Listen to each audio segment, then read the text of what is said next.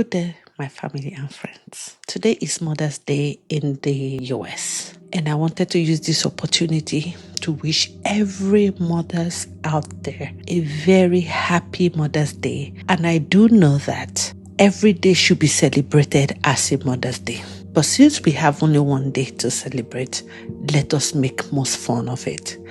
I wanted to use this opportunity to share my journey to motherhood. And I wanted to let you guys know that it is the most amazing thing that I've experienced in my life. Both the good and the bad. Everything comes together as a full package. So please, this video might be a little bit long, but stay with me. Understand that being a mother is just not having a baby. It's the trial and tribulations that you go through that journey and becoming a mother and holding those children or child in your hands, and how amazing it is. Why didn't nobody tell me motherhood is this sweet? It is sweet. And that brings me to the fact that I want to wish every woman out there who are trying to have a baby, who are believing God for the fruit of the womb today, I join my hands in prayer with you that you achieve that which your heart yearns for.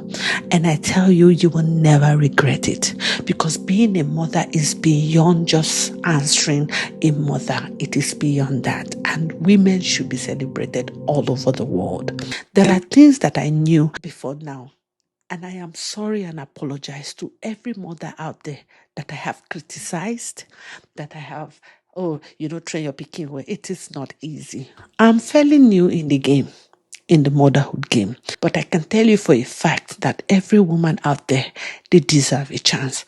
They deserve our respect and they deserve our love. That does not take the fact that there are wicked mothers out there. You see these mothers, those wicked ones, please, it is a new day for you to turn a new leaf. You see those mothers out there pitching their children against each other. Remember the stress you had to go through to bring these children to the world. So preach peace instead of hate. And that brings me back to my story. When I found out I was going to be a mother, the journey, I was like, what, me? I'm going to be a mother?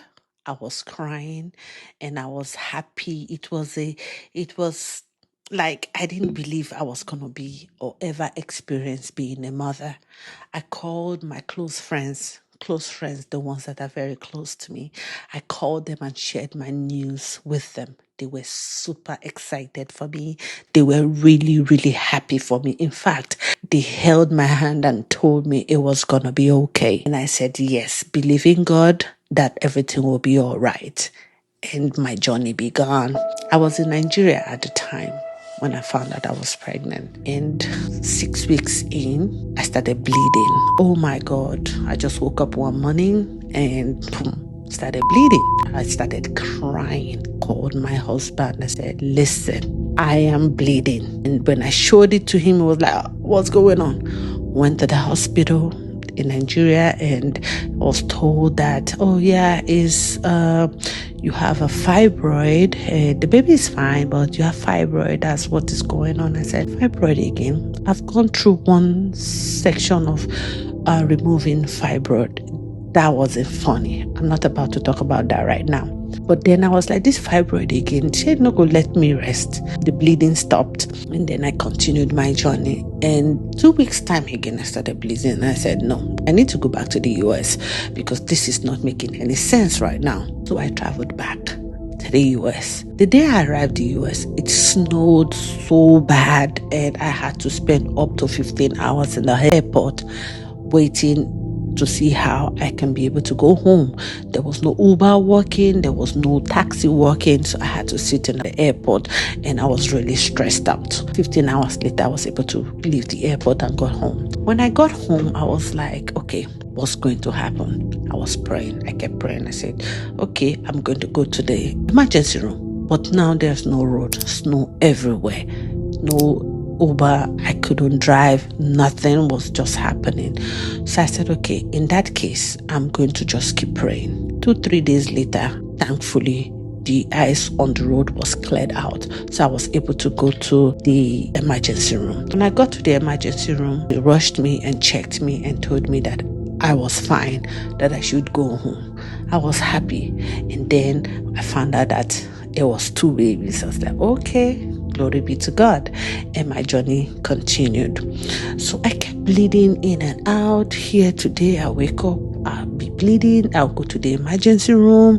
When I get to the emergency room, they'll be like, you are fine. I said, are you sure you are checking this thing well? Because I cannot be bleeding this much and you are telling me the babies are fine.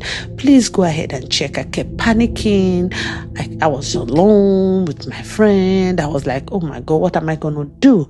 But then God was very awesome. I was praying for my babies. I should have been praying for myself as well. But then I kept praying for my babies. I was like, God, please keep my babies. I don't want no miscarriages. I don't want nothing happening to my sons. I want them to be fine. No medical. I kept praying all those things. I should have been praying for myself too. But then I kept praying only for my children. And I was able to carry my children to 30 weeks. When I got to 30 weeks, I was swollen. I couldn't breathe. I couldn't talk. I was like, my body was so swollen with water. I was like literally swollen, like puff puff. And my body was water, all water. So when I went to the hospital, the doctor told me, said, now you are in 30 weeks. We can get the babies out. I said, nope, I ain't doing that. I'm taking these babies to term. In America, 36 weeks of twin babies, they are considered full term, plus or minus. But after that, it's good. But 36 weeks, you're okay. I said, okay, 6 more weeks, we're going. I couldn't walk to the extent that I might be looking like this. But people are telling me I'm snoring, like I'm sleeping. I'm not snoring. I'm wide awake snoring. That was how much my lungs was full with water. I couldn't do anything. I couldn't talk. If I'm talking like I'm going to pass out in a minute. And then I couldn't breathe. When I sleep, I'll be suffocating. I couldn't breathe. So I knew when all those things was happening to me, they were happening to my children too. And I had to go and get a CPAP machine.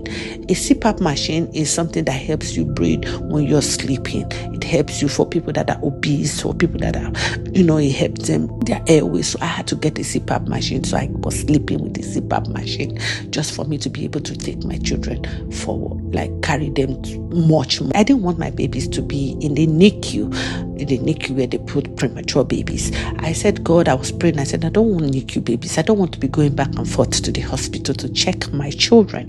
So please, God, I don't want no NICU babies. So I want to carry them to at least 36 weeks or even beyond. So while I was there, I was going through all those medical checkups. I was always going to my appointment. But then one day, I couldn't breathe at all. And then I realized that I started craving something. I started craving Gary. Gary where Gary and cold water. I will eat rice and chicken now. I must drink Gary and cold water.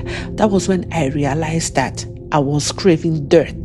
They call it dirt here. Like people could take unzu, we could eat non-nutritional thing. When you start craving non-nutritional thing when you are pregnant, please go to the hospital. It is not normal.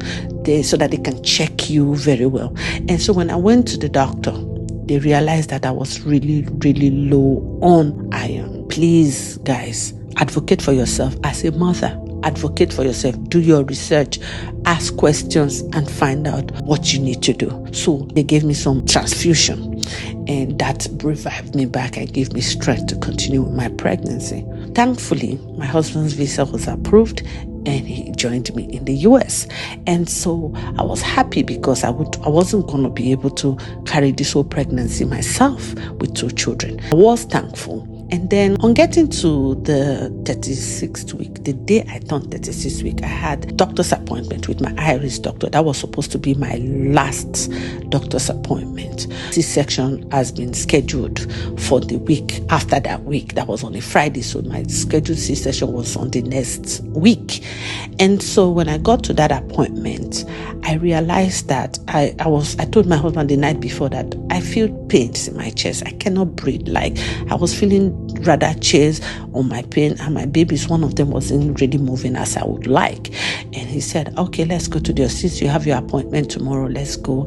And then we had something we are going to do the next day, which is on Saturday. We're going to a function. So I'd already told my friend to come make my hair that Friday, so that I'll use it to go to that event. Then it is that same hair that I will use to go and give birth to my babies. Upon getting to the hospital, they usually bring you back and check your blood pressure and your vitals. My blood pressure was checked and it was 200/115. Though my blood pressure before that wasn't great, but it was manageable and it was good. It was okay when every time I come to my appointment. But on that day, my blood pressure was high. She checked it again, the same thing, and she said, okay, go to the reception, take you some water and relax. I got to the reception. I told my husband, because he was waiting outside, I said, my blood pressure was high. They said I should relax a little bit so that they can monitor me. I sat down, I took the water and I relaxed. After like 30 minutes to 1 hour, the lady came back and said, okay, let's check again. And when we check again, this time was 207 or 208/119. This is already going to the stroke level. Like, she panicked and called the doctor. Immediately the doctor looked at it, came and they checked the blood pressure again. It wasn't coming down, it kept going up. The doctor just looked at me and said, you're giving birth to the baby now. I'm like, now? Why now? Oh, he said, but I'm fine. He said, no, you're going to give birth to this baby. Like you're going to the hospital to go have this baby. I'm like, no, I don't have my suitcase with me, my children's bag. I don't have it with me. I don't have nothing for that. I just came to this appointment. In fact, I've not eaten. I was going to finish this appointment, then go and eat. He said, oh, good, you have not eaten, so you're going to have these babies now.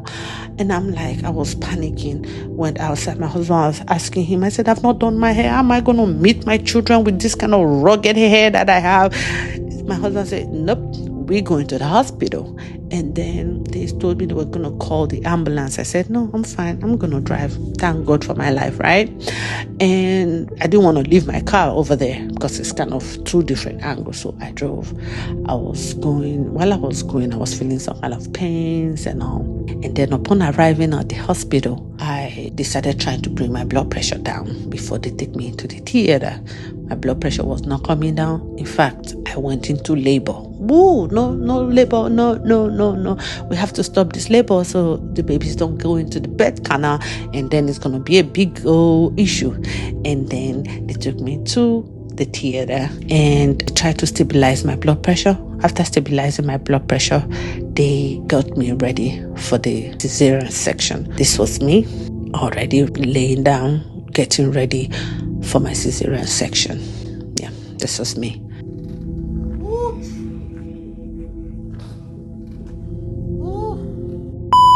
They brought out the first baby. This was the first baby. Yeah, this is the first baby they brought out. My husband brought him to me and took a picture with both of us. And then we were waiting for the second baby. But the second baby, due to some complications, they had to struggle to bring the baby out. When they brought the baby out, because the baby was losing oxygen based on the blood pressure situation that was going on. So when they brought the baby out, while they were trying to rush to, or emergency-wise, trying to bring my baby out, my bladder was cut during that procedure. Yes, my bladder was cut. And unknown to them, I guess. So they brought my baby to me. My husband, this is it. My baby was losing some oxygen. So you see, they put some oxygen on his nose. And, see me, I have oxygen too, because I was losing oxygen too. That's me. Where I met my baby. Beautiful, right? Yes, I met him and I was happy. And then all of a sudden, I didn't know nothing after that. It was my husband that was telling me later that immediately they took out that baby. I started bleeding out profusely, and they looked at it and what's going on? My husband said they rushed him out. It was like a movie. Said they rushed him out of the theater, like, okay, go, like, He was like, what's going on? What's going on? What's going on? They didn't tell him. He just left out of the room. I didn't know nothing anymore. So apparently I lost so much blood I had to faint on the table. They had to revive me, and they had to intubate me to save my life because of the blood I have lost and my bladder. They had to suture my bladder, and they had to sew me up, and then I had to go into semi-shock or whatever, like coma or whatever. I didn't know until that was on a Friday. I didn't open my eyes until Sunday morning. That Sunday morning, I just was laying down and I couldn't talk. I just opened my eyes and they said, don't talk. Oh, I started hearing, she's awake. What's going on? Don't talk. So they had to remove the intubation from my throat. Yeah, that's me. That was me laying down there, and you won't even believe I look like somebody else totally. To me, when I looked at this video, I was like, this person is already dead, because there I had no recollection of where I was, or I didn't even know about my children or where they were. And then I opened my eyes and realized that I couldn't talk properly. You see that longer? I don't have it anymore. Mine is gone from where they were trying to force the intubating, like with the speed to save my life. They were forcing that thing down my throat. It cut. When I woke up, I saw that my longer already has a little tiny thing holding it down. When I opened my eyes, I asked for my children immediately. They were brought to me. Such beautiful babies, and this is their baby picture when they were born. Yeah, those are my beautiful boys. I love them with everything in me. And so after I gave birth to babies here in the US, no, everybody's not going to help you. I was sold. First of all, from the US, I had to be going around with pee bag, like a catheter. My bladder couldn't work. I had to pee through something for a month. For 1 month, I was going around with a pee bag. That's one of the things I had to go through to become a mother. I know after I gave birth, I came back online and started making videos and doing everything like everything was fine. That was me trying to be strong for myself, because at the end of the day, if you don't pick up yourself, nobody's going to pick you up. You have to do it yourself. So my journey is a beautiful one, and I'm still going through the journey. My bladder is somewhat healed now, but I'm going to live the rest of my life with knowing that my bladder was cut during my time of having my babies. I don't want you to come here and sympathize with me because I am fine. I just want to use this opportunity to tell everybody that being a mother is no joke. It's no joke at all. Every woman out there, they have their own story to tell of being a mother. That's why I chose today, being Mother's Day, to share my own story. It wasn't easy, but I was able to chest it. And today, I can proudly call myself a mother.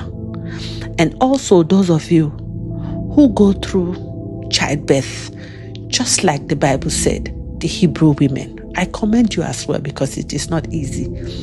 The Hebrew women, they give birth to babies with no stress. Some people go through stress.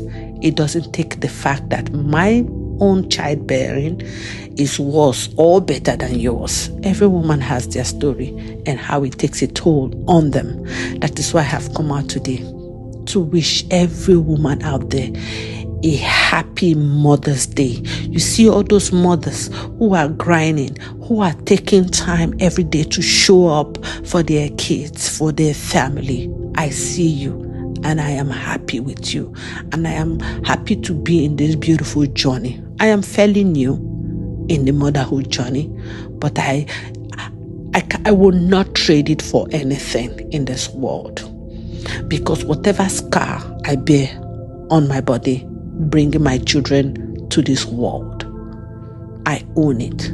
I am proud of every scar that I have on my body for my kids. And this video is for posterity's sake, so that my babies can see that I will give my life. I don't regret anything. And also thank you to my husband. He was my rock. Yeah, this was when I was in they said that I were making fun of him. I was in pain and he was over there doing whatever he wants to do. So this is him. I want to thank him as well. And to all of my friends again, I can't thank you enough for being there. What? That's that over there, very cool. They smile.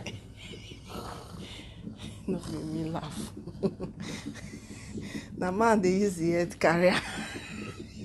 At the end of it. Hold the hand like this. Ooh.